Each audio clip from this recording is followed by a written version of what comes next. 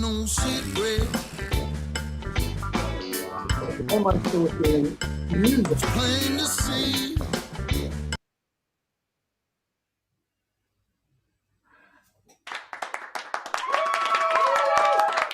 Welcome, everyone, to the November 12th edition.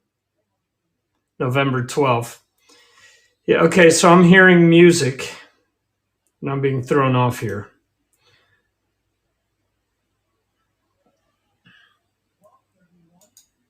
There we go, finally. All right. Welcome, everyone, to the December 17th, 2021 edition of the Fireside Friday Signals from Mars. We're going to be doing the countdown of albums 80 through 26 to get us ready for the top 10 on the Signals from Mars live stream, which will happen at the top of the hour. And let me just bring up Jeremy Weltman and Brad Dahl, because I want you guys to comment right from the start here. But let's see, do we have anyone here in Twitterland? Do we have anyone? Okay, so we have Rob Rowe in YouTube. Let's see, Jeremy, can you hear me? Yeah, I can hear you. How are you? I'm doing good. How are you, sir? Yeah, fine, thanks. Awesome. So I'm seeing that. I think that my headphones are not working. Okay. Weird. All right. So anyway, let's see if Mr. Dahl wants to join us. But so here we go. I'm going to start the countdown from 80 down to 26. All right. So there's actually, let's see. Actually, from 78. I'm missing two albums here, but this low down on the list, it doesn't matter. Anyway, there are two that I picked, and for whatever reason, I either erased them or didn't include them. But anyway, so are you ready, Mr. Weltman, to start to hear this? I'm ready. I'm ready. All right. So at number 79, let me just do 10 at a time here. Let's go up to 70s, right? Never mind. 70. Let me do this real quick because I'm going to be throwing myself off here. Nothing like being prepared.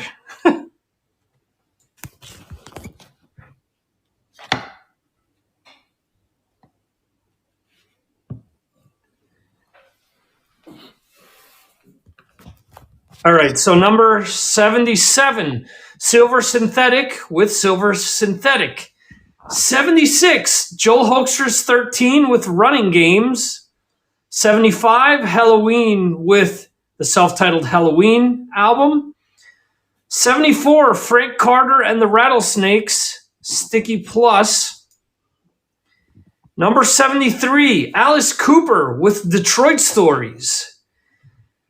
72, Void Vader with Great Fear Rising. 71 with Sweet Oblivion and Relentless. And 70, Necromant, Temple of Hall. So what do you think of those first 10 that I've just rattled off there, Jeremy? I think you may have picked some of those that are there. Yeah, well, immediately stand out for me was the Joel Hoekstra 13 album. I really like that. That was, had a really good it's a really good hard rocking album. In fact, it was one of the only ones on my list that I haven't bought yet because it didn't come out on vinyl. And so I still want to buy the CD now for that. But I really enjoyed that. But I also enjoyed the Alice Cooper, which didn't make my top 10. But I thought that was really interesting album. There was a lot of mixed songs on that. And I thought it was a good effort from Alice. I'm not a huge Alice Cooper fan, but I really liked that album that came out. That was quite early on in the year. The Ugly Kings album's pretty good as well. You did an interview earlier in the year, and they do some good stuff. There's a few on that list, one or two on that list I've not heard of, and they just slipped my mind now. But it's interesting that there's quite a broad selection of stuff, and we're just just getting into it, really. Yeah, absolutely. And it's funny because that Ugly Kings album is my number 10. I'll say that right now. Okay. But it's hard. I went up until about 2 hours ago listening to stuff and making sure, okay, where am I positioning this? Do I really like this more than this? Where do I feel this should go? Where do I feel the other album should go? And it was tough. There were things that ended up getting kicked out of my top 10 today where I was like, I like it, but I don't like it as much as this album. So I had to switch it around. So, I was going to say, thanks to this, I have been able to, go back and visit things that I didn't pay as much attention to as I should have through the year. And of course, I was able to revisit some of these albums because of that. And that's pretty cool because, I was able to say, hey, you know what? I missed out on this, but, this makes my list. There's something that made it really high up for me, which I completely forgot about because, there's so much stuff coming out week to week. And you think, I'll listen to this in the next few days. And you don't listen to it, you just forget.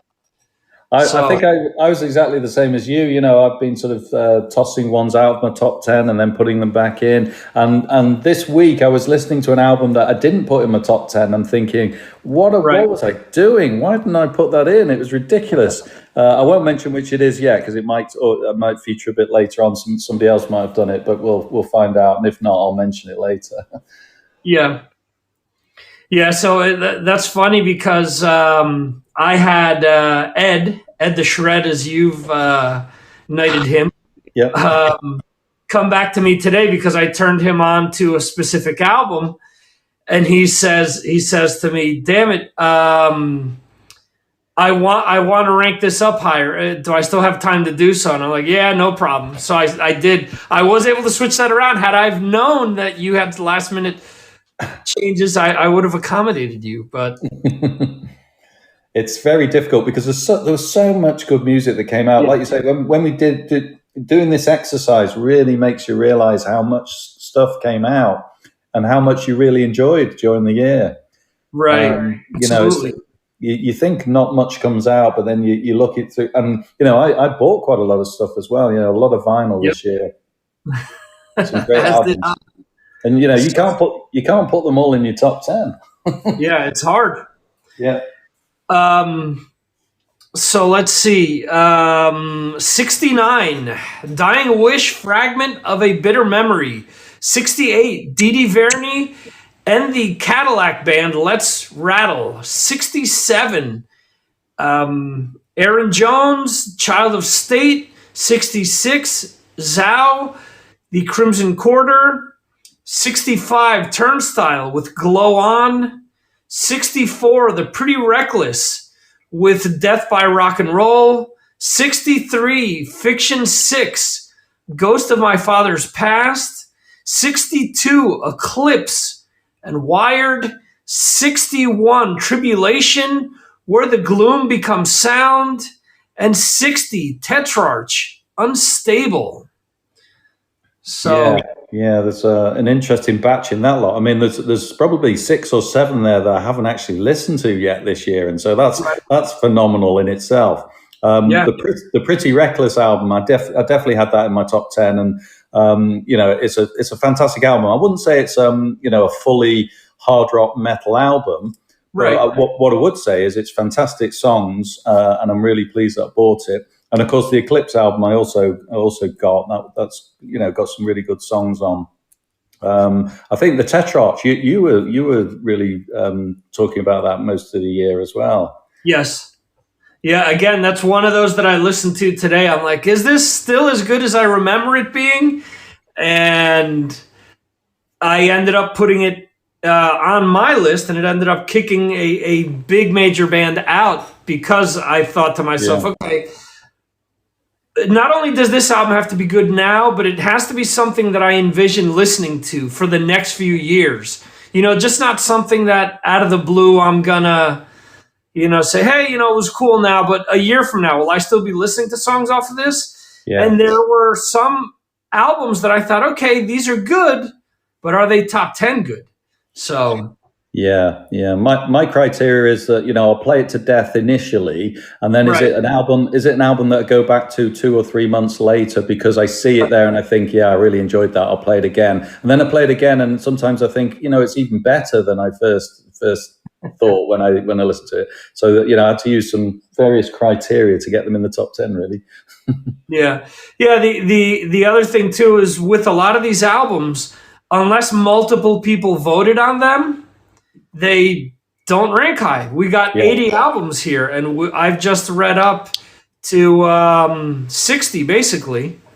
So if other people don't coincide, because maybe for one of us it's in our top 10, but for other people they haven't listened to it, or it's for them it would be 15 or it would be 20 or something like that. So it doesn't end up being here. Yeah, absolutely. Yeah. So let's see, keeping things moving here. 59 is Rob Zombie, the Lunar Injection Kool-Aid Eclipse Company. 58, Ricky how do you pronounce the last name? Yeah, so it's Warwick. All right, Warwick. Warwick. Okay. Warwick, Ricky Warwick. That's it. When Life Was Hard and Fast. 57, Carcass, Torn Arteries. 56, Bad, Operations, self-titled. 55, Asking Alexandria, See What's on the Inside. 54, Sumo Psycho, Initiation. 53, The Night Flight Orchestra, Aromatic 2. 52, Wage War, Manica. 51, Herman Frank, 2 for a Lie. And 50, Garbage, No Gods, No Masters. Not entirely hard rock or metal, but somebody voted for it. And since I am a fan of the band, I said, hey, well, why not? Yeah. I mean, there's a few that stand out there for me. I mean, you mentioned the Ricky Warwick one. That was a solid rocker. Herman Frank was also very similar. It's a solid album. But the big standout for me on those 10, and I think you might be agreeing with me here, is Sumo Psycho. I mean, I only got into that band through you. You interviewed them. You got me into that band. I bought the vinyl, and I love it. It's a full on, really great album. Got some great songs on there. They get in your head, and it's one that I'll play regularly. I'm not even certain it made my top 10 though. That's the thing. But it is a great album. Right. It's just I couldn't fit it in my top 10. But maybe if it did my top 10 tomorrow, it'd probably be in there. Yeah, and therein lies the problem, in that there's so much good stuff that it's hard to say, I missed this one or I missed the other one, Yeah. So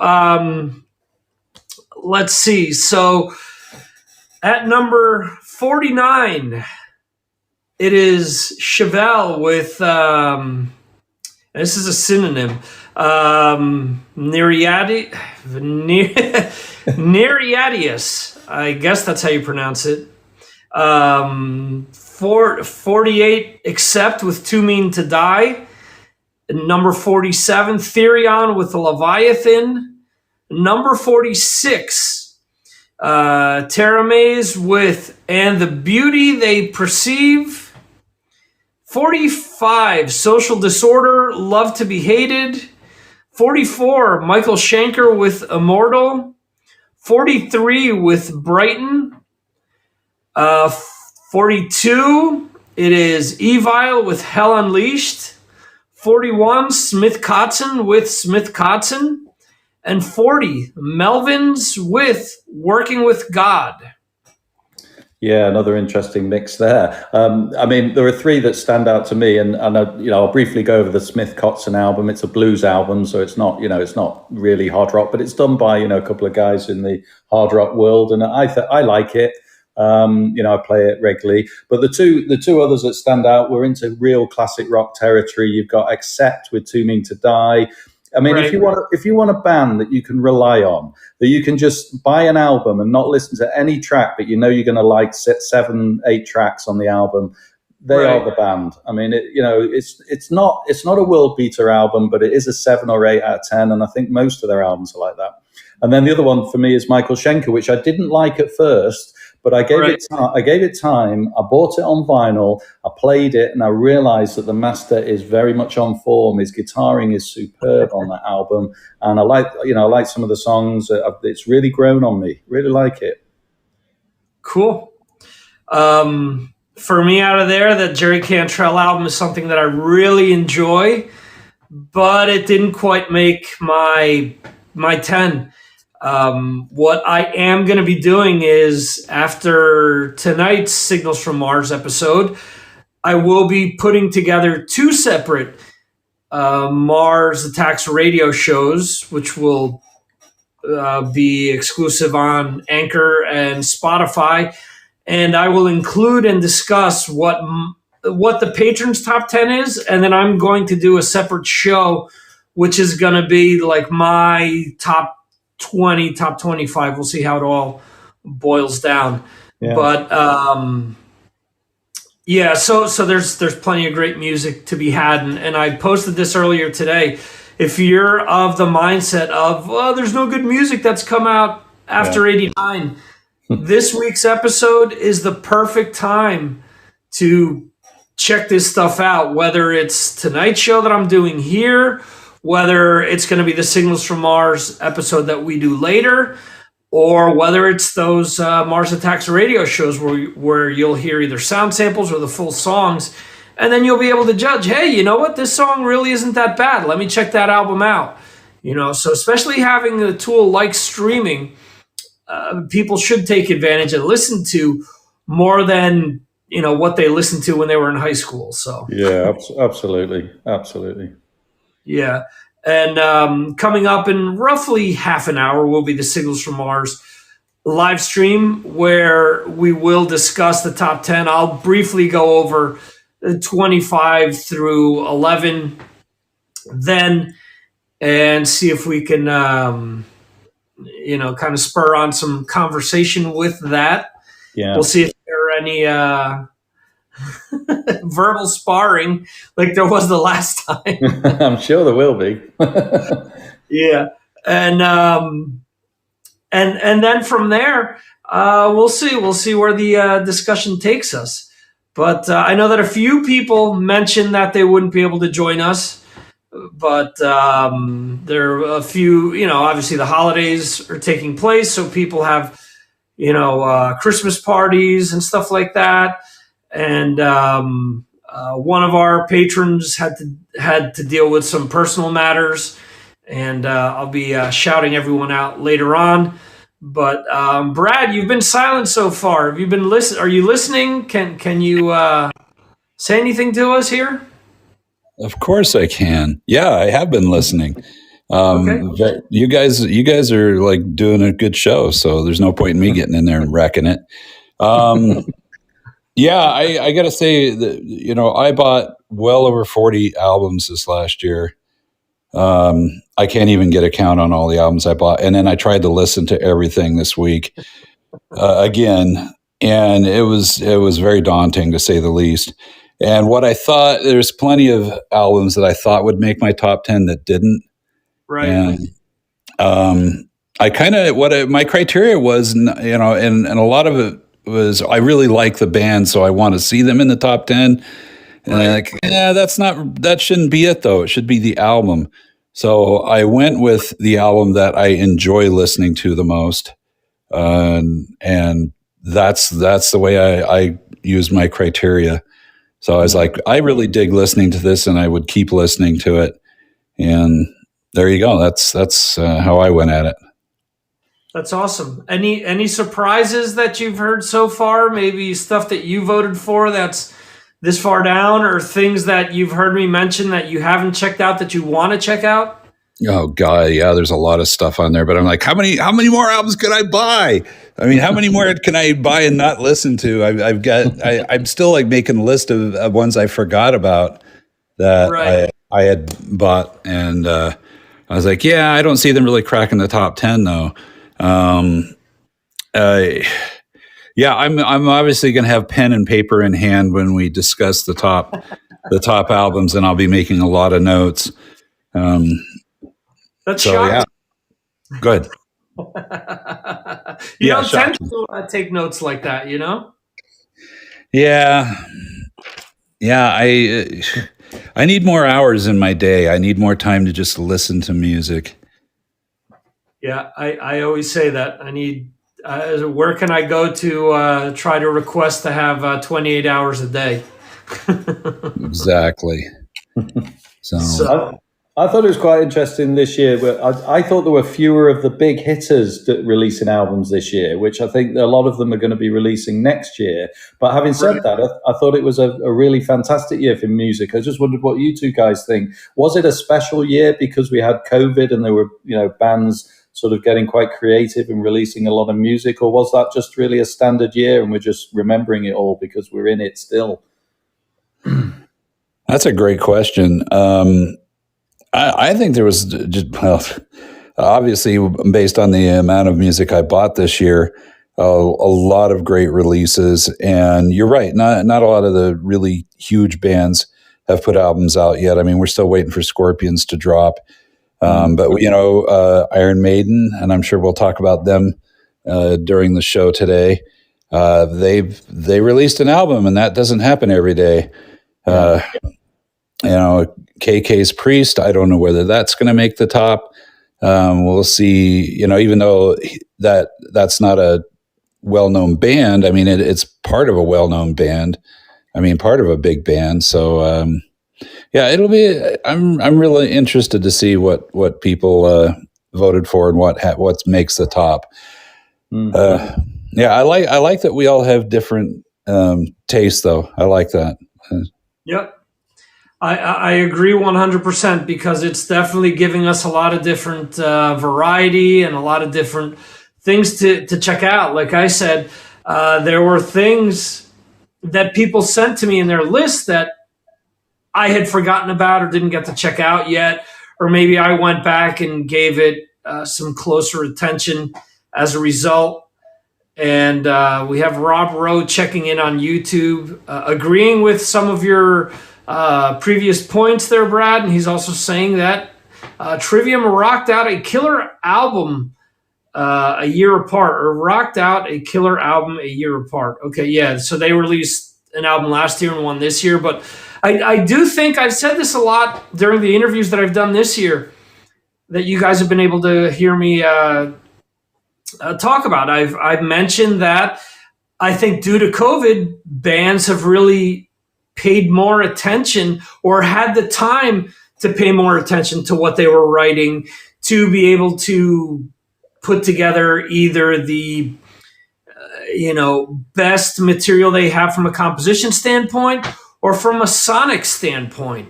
And I think that it has been a special year in music. I mean, maybe I'm biased because I think that every year where I try to stick to things that I think were good. It's funny, people will say, well, what's your least favorite album that's come out? I couldn't tell you because I'd rather stick to the ones that I do enjoy, the ones that do get stuck in my head, and the ones that I know that, a few years down the line, I'm still going to be listening to, or all of a sudden, I'll be doing whatever, and all of a sudden a chorus part will just jump in my head, or the melody of a song will jump in my head, and I'll be, what song was that? I need to search it out. So that happened to me not too long ago with,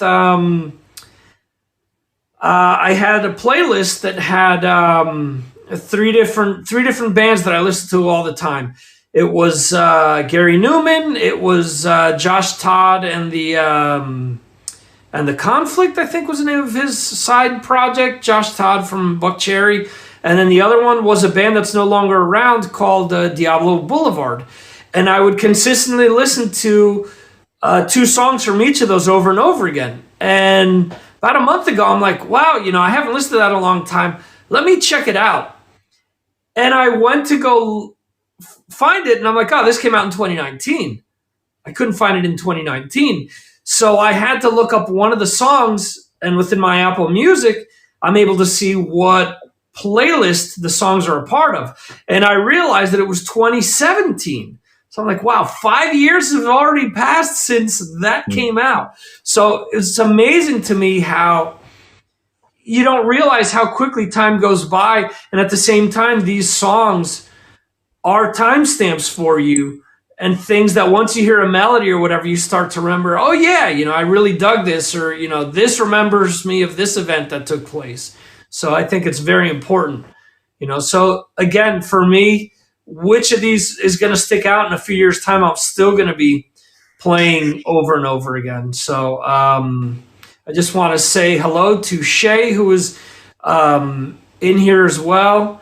They jumped in a few minutes ago. And we are recapping what is albums voted number 78 through 26 by my patrons before the big reveal of the top 10 tonight on the Signals from Mars live stream, which will be streaming live on Facebook, Twitch, Twitter. What am I missing? YouTube, Mixcloud, and a bunch of other platforms. You can go to MarsAttacksRadio.com, click on the subscribe button across the top, and find all the great platforms where that show will be broadcasting live. So let's see. We left things off here at number 40. So let's see. Number 39, Manimal with Armageddon. Number 38, Armageddon. Mammoth WVH with Mammoth WVH. Light the Torch, You Will Be Dead to Me at number 37. Number 36, John 5, Sinner. Number 35, Inglorious, We Will Ride. Number 34, Horndal, Lake Drinker. I wonder Number who picked that. I wonder. Number 33, The Crown with Royal Destroyer. Number 32, Volbeat, Servant of the Mind.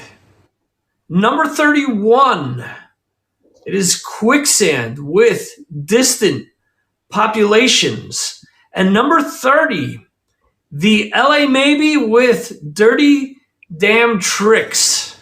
Ooh. So what are your thoughts on that batch of 10?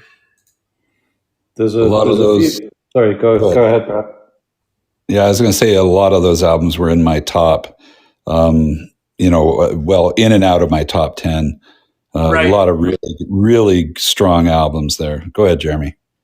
Yeah, I agree with you. I mean, there's 3 that have just really come out in the last month, I think. Manimal, Light the Torch. Light the Torch actually came out earlier in the year, but it actually arrived a month ago on vinyl. So it came out 6 months ago, I think. Or I certainly ordered it 6 months ago. And then there's the Volbeat album, which I've slowly got into. It's a decent album. But the interesting thing for me, the Inglorious album, I play to death. It's a really, really good album. I think they released 2 in the year. They released a covers album, and they released this one, which was their own stuff. And it's really solid. It's really good. There's some good tracks on that. I really recommend it.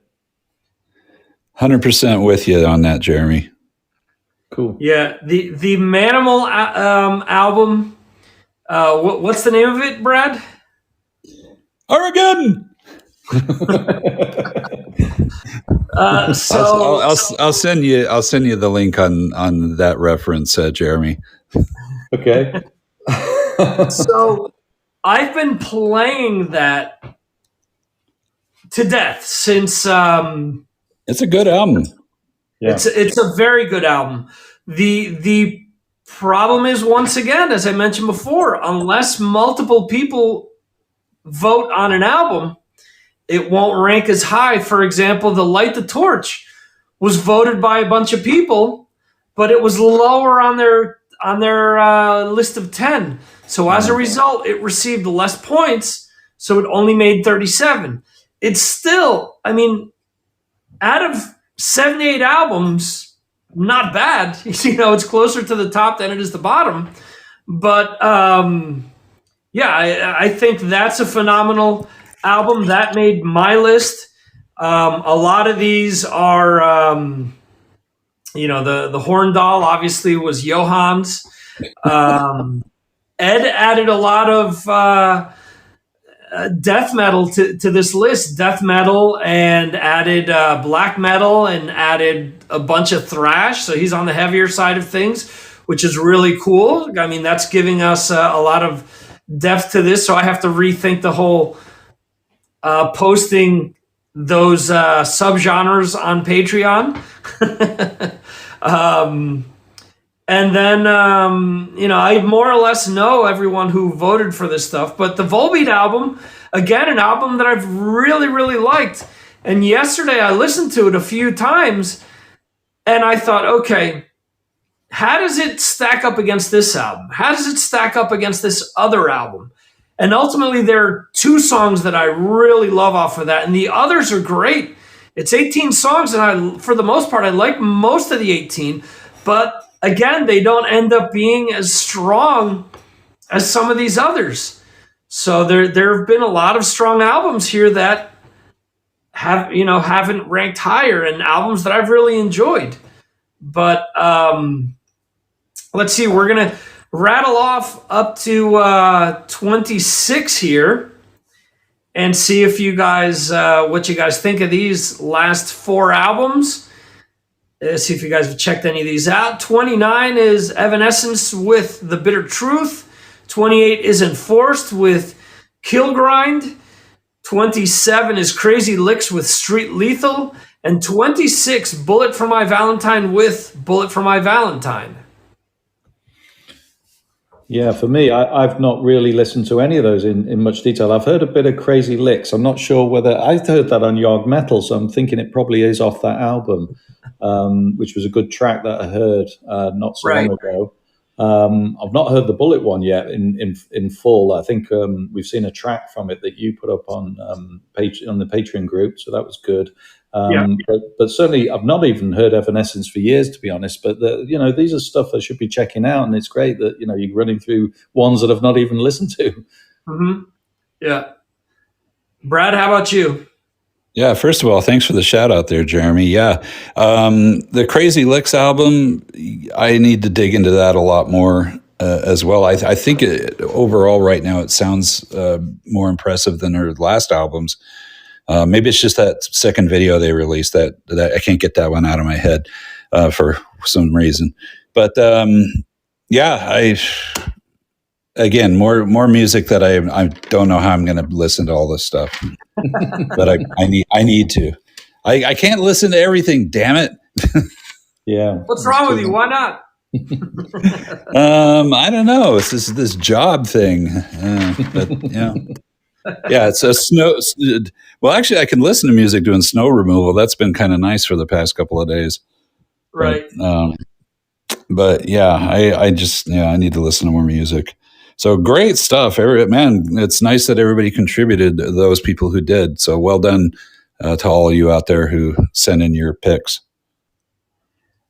Absolutely. And just to respond to you, Jeremy, real quick, the Evanescence album is great. That was one of these albums where I thought, is it top 10? Is it not top 10? I think it's easily top 15 for me, just not making it in.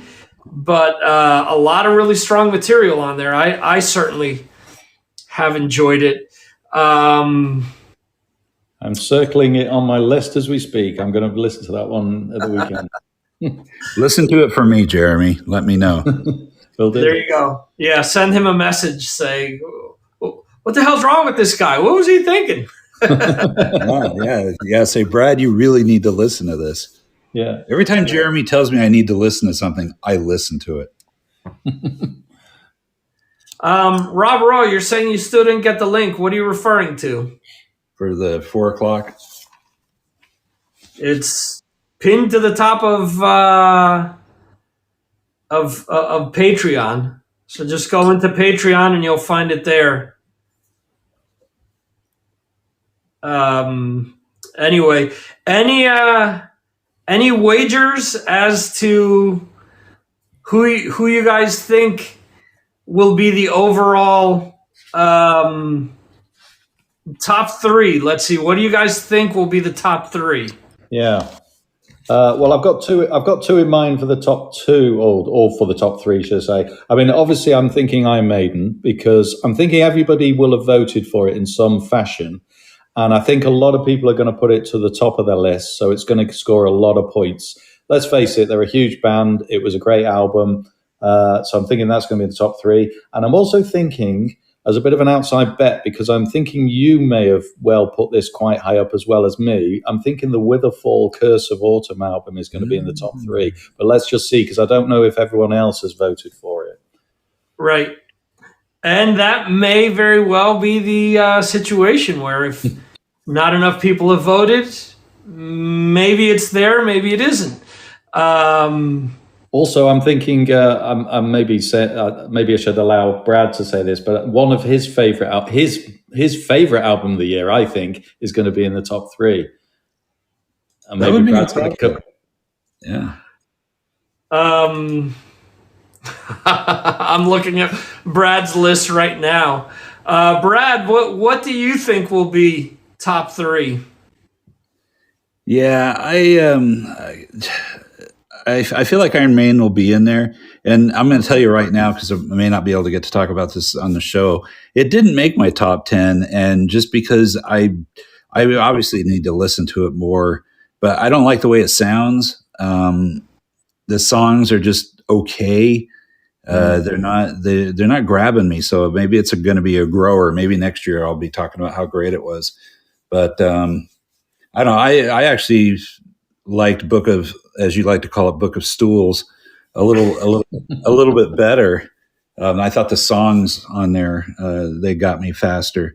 So I don't know. And maybe when I see him play some of these songs live, I'll change my opinion. And that often happens to me, is that I'll get an album and I'll be like, this is just all right. And then when I see the band play them live, it changes my opinion totally. Yeah. So Right. we'll see if Maiden can change my opinion. We'll see if Volbeat can get me on board, because I'm hopefully going to see them with Ghost here pretty quick. Okay, and just so you know, I echo everything you just said about Iron Maiden. If I were to have to make a top 100, the album possibly wouldn't even be on there. So yeah, outside of the song Stratego, I can't say that there's anything else that I like on that album. And I've tried listening to it multiple times, but once I get to those last 3 songs, I'm tapping out. I can't do it. I get there, and it's like I can't listen to any more of this. And the last 3 songs, to top it off, equal over 30 minutes of music. So by then, I'm done. It's funny because Stratego is the only song I'm playing off the album on Yard Metal right now. I'm hoping to work a few more songs in there, but I'm not feeling it, man. It needs to happen for me. The reason why Maiden put the long songs at the end was because we have so many lockdowns and restrictions here in the UK. We need something to listen to on a long, cold, dark night. Well, you could listen to like 3 songs instead of 1. Yeah, I don't know. I keep thinking back to Rime of the Ancient Mariner and thinking that song had a purpose at 13 minutes, but it's so the DJ could go to the bathroom. But also the song is cool. You know, it's a great song. Yeah, it's not the same thing over and over. I gotta tell you really. Can I tell a real quick story? I know it's not Brad's story time, but why not? I was in LA for something, And it was a long, long time ago, 90s. And the DJ had put on Rhyme of the Ancient Mariner, the station we had on. And there was a skip in the album. And yeah, and if I was listening to it, I could tell you exactly where it was because it just kept going back and back and back. And it was hilarious listening to it. We just kept listening, thinking, well, how long is he going to let this go? And it went for like 5 minutes before the guy came back and was like, oh, holy crap. And dragged the needle across the thing. It was pretty damn funny. So I think it's the only time they had a 20-minute version of that song. There you go. The remix. Yeah, there you go. In any event, we're going to wrap things up here because we will be hopping on with the rest of the patrons that will be joining us tonight over on the Signals from Mars live stream. Once again, that will be available on YouTube, Twitch, Twitter, Facebook, and Mixcloud. If you're not sure how to get there or how to watch, again, just go to MarsAttacksRadio.com, go to subscribe at the top, click on that, and you'll see all the various platforms where it is available. At any event, just search out either Mars Attacks Podcast or Signals from Mars on Twitter or Facebook, and you'll be able to stumble across this. And that is it. So thank you, Brad. Thank you, Jeremy. I will see you guys in a few minutes. And to everyone else that is watching the replay of this or is listening to this, thanks for being here. Thank you for supporting. And we'll see you in January right here on Fireside for more Signals from Mars Fireside.